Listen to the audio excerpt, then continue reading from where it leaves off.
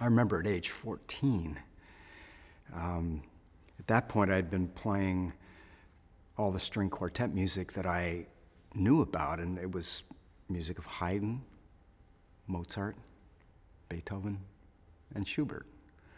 And at age 14, I just remember looking at a globe we had, and I pinpointed Vienna, Austria. And I just had one of those light bulb moments. Well, all the string quartet music I've ever played was written by 4 guys that lived in the same city.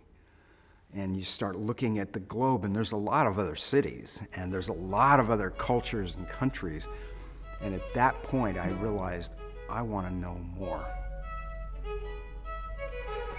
And so there was a project of playing Malian music. And so there were 3 performers that came and we worked with. And Lassana was one of those performers. He was the balafon player. The balafon is like I guess you could call it a wooden xylophone. It's very resonant. And it's percussive, and he's the virtuoso of it. He's just absolutely amazing. And we found his playing so effervescent. I mean, it's just like incredible.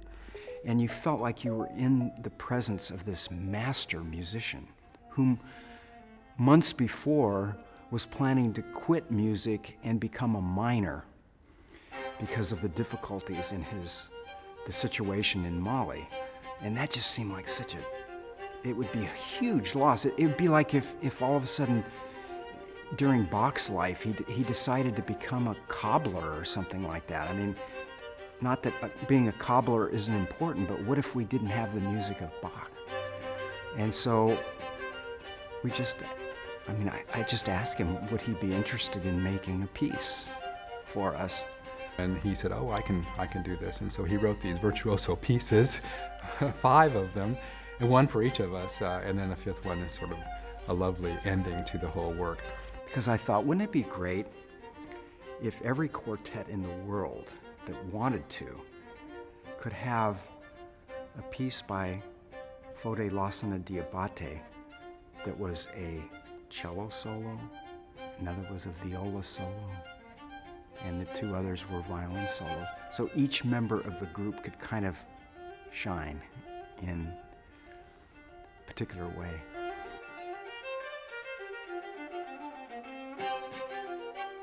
Every one of them was from a different perspective. And so, musically he'd be looking like this, and then he'd look like this, and it was just fabulous.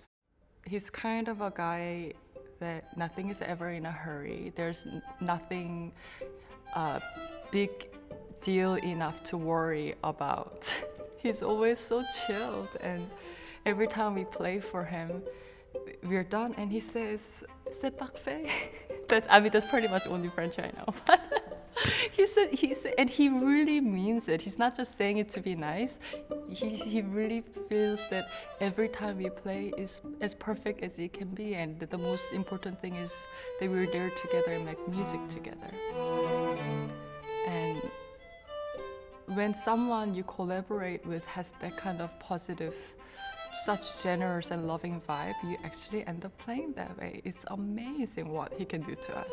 So, often we are worried about playing together and stuff, and he says, it's fine, just play. And then we end up just kind of chilling out and just feeling the beat with him, and it all kind of comes together. It's magic.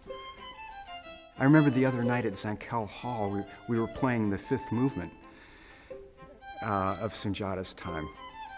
And there's one passage I've always had trouble with, this one little thing, and I thought, you know what?